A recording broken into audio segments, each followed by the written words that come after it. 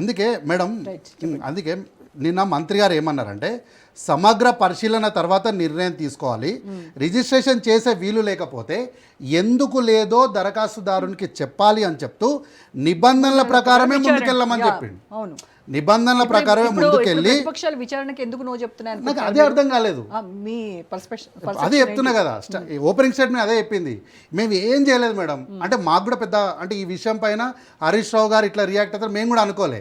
ఏంటంటే మేము ఏమి చేయకుండా ప్రకృతి, దేవుడు, దైవము ఇవన్నీ కూడా మా పక్షాన కాంగ్రెస్ పార్టీ ఉన్నాయి కాబట్టి కొన్ని సందర్భాల్లో దేవుడు కూడా మాకు ఇట్లా దారి చూపిస్తుండే. ఏంటి మేము ఏం చేయకుండానే ఇదంతా కూడా ఒక టెక్నికల్ గిట్స్.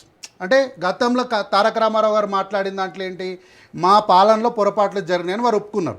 ఇక్కడ మంత్రి గారు పొరపాటున ఇక్కడ కార్యకర్తల గురించి చెప్పిన నేను కూడా కార్యకర్తల నుంచి చెప్పిన అమ్మా, నేను వేరే దాని గురించి ఏం చెప్పాలి.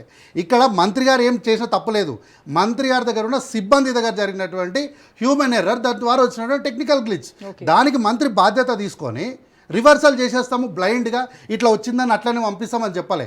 ఎట్లాగో వచ్చింది కాబట్టి ఎక్కడైనా సరే అర్హులుండి వాళ్ళు ఇంకేమైనా ఇబ్బందులు పడితే దాన్ని కూడా తెలుస్తాం, పనిలో పనిగా అన్ని చేస్తాము, పూర్తి స్థాయిలో ఎంక్వైరీ చేస్తామని చెప్తూ విచారణకి పేరుతో మళ్ళీ ఇదే కదా కమిషన్లు అని చెప్పేసి కదా. అయితే దాని గురించి ఆ ప్రొబిటెడ్ ల్యాండ్ లిస్ట్ నుంచి తీసేసుకోవాలంటే నేను ఎంతో కొంత కమిషన్ ముట్ట చెప్పాలి. అదే దానికి మంత్రి గారు ఏమన్నారంటే నిబంధనల ప్రకారం ముందుకు వెళ్తూ చెల్లించిన ఫీజును తిరిగి దరఖాస్తుదారునికి తక్షణమే 2-3 నెలల తర్వాత కాదు, వెంటనే ఇది కరెక్ట్, ఈ ప్రాపర్టీ ఈ ఇండివిజువల్ కి సంబంధించిందని మన దగ్గర పూర్తి వివరాలు ఉన్నాయంటే వాళ్ళు కట్టినటువంటి ఫీజును ఇమ్మీడియట్ గా రివర్ట్ బ్యాక్ చేయమని చెప్పినాం.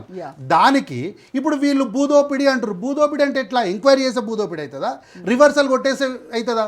ఒకవేళ మేము జరిగిన దాన్ని యాస్టీస్ ఏం చేయకుండా రివర్సల్ కొట్టేస్తే అప్పుడు వీళ్ళు ఏమనాలి ఏం తెలుసా, గ్లిచ్ అయినప్పుడు మీరు ఎంక్వైరీ చేసి రివర్స్ కొట్టాల్సింది కదా, అట్లా కాకుండా బ్లైండ్గా రివర్సల్ కొట్టడానికి కారణం ఏంటి, రివర్సల్ కొట్టిరంటే దీంట్లో ఎవరెవరికి భాగం ఉంది అని అప్పుడు మాట్లాడాలి. కానీ అరే ప్రభుత్వమే పారదర్శకంగా విచారణ చేస్తాము, దాంట్లో సరియంగా ఉండి దానికి ఎవరైనా దరఖాస్తు చేసిన వాళ్ళు రుసుము ఉంటే వాళ్ళకి తక్షణమే చెల్లిస్తామంటే ఈరోజు నాకు అర్థం కాలేదు. ఒక్క విషయం మేడం, ఎట్లాగ వచ్చింది కాబట్టి ఒక విషయము ధరణి వల్ల ఏ పొరపాట్లు జరగాలి, ధరణి వల్ల పొరపాట్లు ఏం జరినాయి అనేది మనం అదో పెద్ద సబ్జెక్టు. కానీ చిన్న సింపుల్ విషయం ఏం తెలుసా, ఈ ధరణి వల్ల మహిళా ఎంఆర్ఓను రైతులు సాక్షాత్తు కార్యాలయంలో సిట్టింగ్ ఆమె సీట్లో ఉన్నప్పుడే కాల్చిపడేసారు. అంటే రైతులు ఎంత ఆక్రోశానికి గురై ఉంటారు. చర్చలు ఏం చెప్పిండ్రు, ఏం చెప్పిన అధికారుల పొరపాటు అన్నారు, ఇవాళ మరి మంత్రి గారు వెనక్కి తీసుకున్నారన్నారు. మాట మరి అధికారుల పొరపాటుకు మంత్రి గారు బాధ్యత తీసుకున్నారు, మీరు తీసుకోలే కదా. అట్లా మీరు తీసుకోకపోవడం వల్ల ఒక ఎంఆర్ఓ చనిపోయినారు, అక్కడ హత్య చేయబడ్డారు. రైట్ అండి.